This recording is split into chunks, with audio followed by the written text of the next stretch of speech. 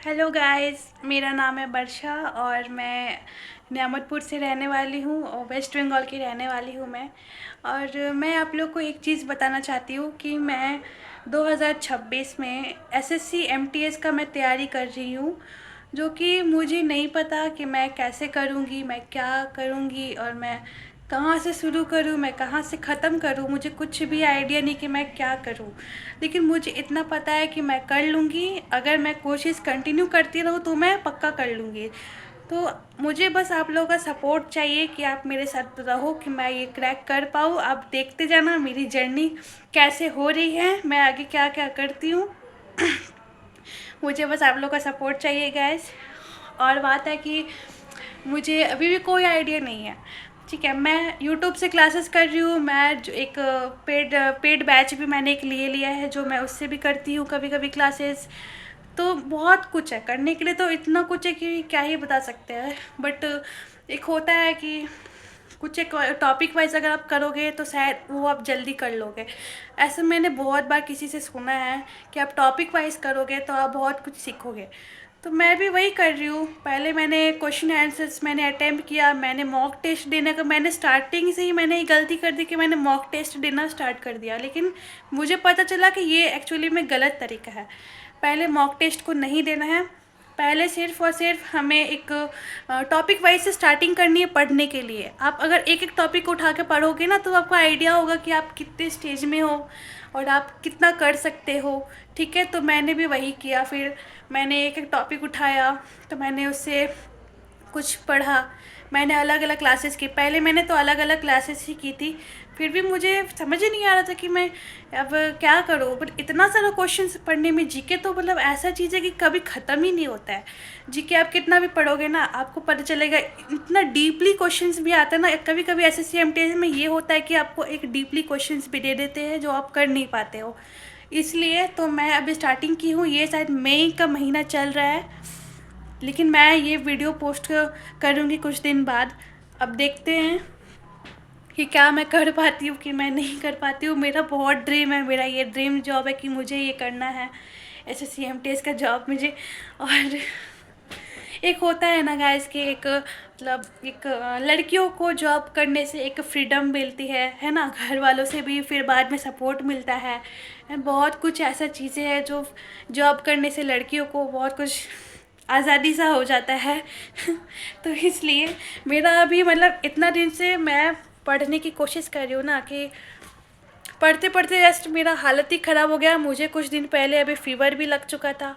मुझे समझ नहीं आ रहा कि मैं आगे कंटिन्यू कैसे करूँ। मुझे बहुत अभी सपोर्ट चाहिए गैस। मैं अभी रील्स देखना बंद कर दी हूँ, मैं यूट्यूब वीडियोस चलाना बंद कर दी हूँ। पहले मैं सारा दिन बस फ़ोन में लगी रहती थी, अभी मैं फ़ोन चलाना छोड़ दी हूँ सबसे ज़्यादा। बस जब भी मैंने फ़ोन अगर उठा भी लिया ना, सबसे पहले मैं बस क्वेश्चन आंसर करूँगी। ये क्लासेस करूँगी मैं जीके का, है ना, एमटीएस का। फिर इसमें रीजनिंग अभी आता है आपका, जैसे आप जानते हो, रीजनिंग आता है, मैथ्स आता है ना। तो मैं रीजनिंग मैथ्स ये सब कुछ मैं करने वाली हूँ उसमें। और सबसे ज़्यादा टफ ना मुझे बस एक ही चीज़ लगता है, वो है बस मैथ्स। लेकिन एक चीज़ अच्छा है मैथ्स में कि वो एमटीएस में आप क्वालिफाई कर सकते हो, मतलब क्वालिफाइंग होता है वो चीज़। तो मैथ्स में मुझे ये चीज़ बहुत बढ़िया लगा, है ना। बच्चों के लिए, जो ऐसे बच्चे होते हैं जो मैथ्स में बहुत कम नंबर लेके आते हैं, है ना, जो पास नहीं कर पाते, जो एवरेज क्लास के जो बच्चे होते हैं ना, वो मैथ्स में ज़्यादा नहीं कर पाते हैं। और जीके ऐसा सब्जेक्ट है ना कि आप ऐसे लर्न कर लो, ऐसे कि पढ़ लो, ऐसे रट्टा मार लो, कुछ भी कर लो। तो क्या होता है कि जीके लर्न हो जाता है। बट ये जो मैथ्स है ना, अगर आपका बेसिक अगर नहीं हुआ ना तो मैथ्स कभी आप कर ही नहीं पाओगे। ये एक बहुत बड़ा चीज़ होता है मैथ्स में। तो मेरा शुरू से ही बेसिक बहुत ज़्यादा वीक है। मैं तो ये एक्सेप्ट कर रही हूँ, मैं मानती हूँ कि मेरा मैथ्स बहुत ज़्यादा वीक है। तो अभी भी उसमें है ना वर्क चल रहा है एक्चुअली में। तो वर्क धीरे धीरे प्रोसेस हो रहा है कि मैं सीख रही हूँ, क्लासेस करती हूँ, जितना आता है मैं उतना कर रही हूँ, ठीक है। और लेकिन सबसे ज़्यादा मेरिट तो जीके और इंग्लिश से ही बनता है। तो मेरा फोकस सबसे ज़्यादा अभी जीके और इंग्लिश में ही है। बाय द वे मैं आपको बता दूँ कि मैं इंग्लिश में ना थोड़ा सा बेटर हूँ, ठीक है, मैथ्स से ज़्यादा, मैथ्स तो मेरा वीक सब्जेक्ट है, बट इंग्लिश में मैं थोड़ा सा बेटर हूँ, क्योंकि मेरे पापा ने मुझे स्टार्टिंग से ही मुझे एक इंग्लिश मीडियम स्कूल में मुझे पढ़ाया है। तो क्लास 10 तक तो मुझे पता है कि सीबीएसई बोर्ड से मैंने पढ़ा है, तो मुझे कुछ कुछ चीज़ें क्लियर है इंग्लिश में। तो बेसिक चीज़ें जो होती है वो मुझे आता है, बट ये जो है तो होता है ना सिनोनिम्स एंड एंटोनिम्स, तो उसमें लोगों को कुछ कुछ रट्टे मारने वाली चीज़ें होती है। मैं भी रट्टा मारती आई हूँ। और सिनोनिम्स एंटोनिम्स ऐसा चीज़ ही है जो आपको रट्टा मारने से याद होगा, जो एक होता है इंग्लिश में वन वर्ड सब्स्टिट्यूशन, है ना, आइडियम्स एंड फ्रेजेस होता है। तो वो भी आपको कभी कभी रट्टा मारना पड़ता है। और अगर आप इंग्लिश में बेटर हो, अच्छे हो, आपका प्रोसेस ठीक से चल रहा होगा, तो आप समझ जाओगे, आपको रट्टा मारने की ज़रूरत नहीं पड़ेगा। आप अगर थोड़ा सा कंसिस्टेंसी के साथ अगर आप पढ़ोगे ना, तो आप क्लियर कर लोगे इंग्लिश। ये मेरा मानना है, मैं ये सोचती हूँ। तो मैं भी वही कर रही हूँ एक्चुअली में। हम्म। और मैं एक क्लासेस भी करती हूँ, मैं पेड बैच तो मैं करती ही हूँ, और एक क्लासेस भी करती हूँ जो है अड्डा 24/7 का।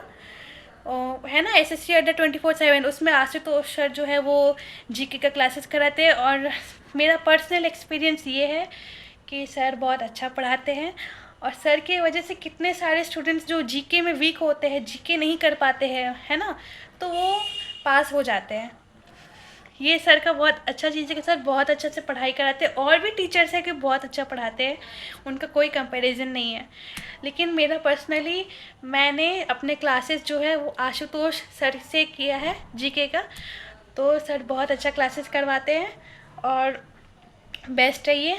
तो अभी कंटिन्यू प्रोसेस उसी पे चल रहा है मेरा। मैं आगे भी उनसे ही मैंने मतलब मुझे क्लासेस करनी है, और देखते हैं फिर आगे क्या होता है। आप लोग भी मेरे साथ बने रहिएगा। और एसएससी एमटीएस मुझे इस साल निकालना है, मैंने ये ठान लिया है। मैं, आप विश्वास नहीं करोगे, मैं दिन में लगभग 10 से 12 घंटा मेरा पढ़ाई करने का टाइम होता है।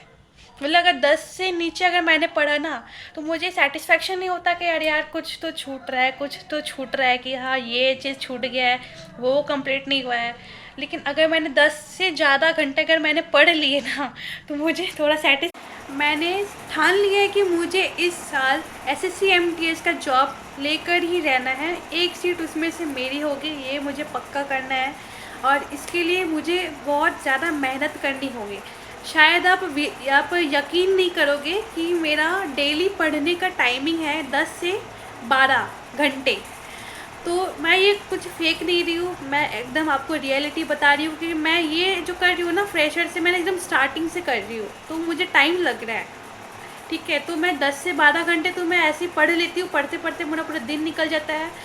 लेकिन मुझे ये चीज़ फिक्स करना है कि ये जो पढ़ाई का टाइम जो मैं दे रही हूँ, वो एक सही जगह पे लगे, वो एक सही चीज़ पे लगे, मेरा जो टारगेट है उस पर जाए ये टाइमिंग।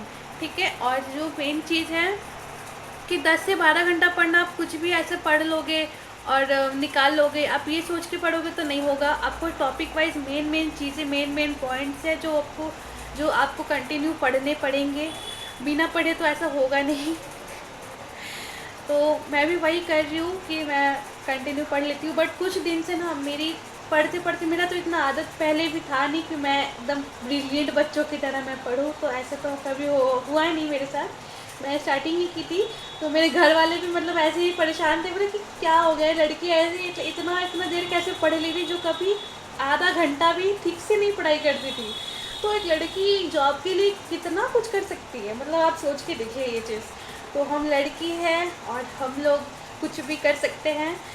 ठीक है गाइस, अब मेरे जैसी कितनी लड़कियां होंगी जो ऐसे कितनी मेहनत करती होंगी, उनको मेरे तरफ से भाई सैल्यूट है। आप लोग ऐसे ही लगे रहो, अपने ड्रीम्स को चेज़ करो, अपने ड्रीम्स को हासिल करो, अपने टारगेट्स को पूरा करो, और सब कुछ बढ़िया हो जाएगा। टेंशन नहीं लेना है, धीरे धीरे अपनी कंसिस्टेंसी पे चलते रहना है।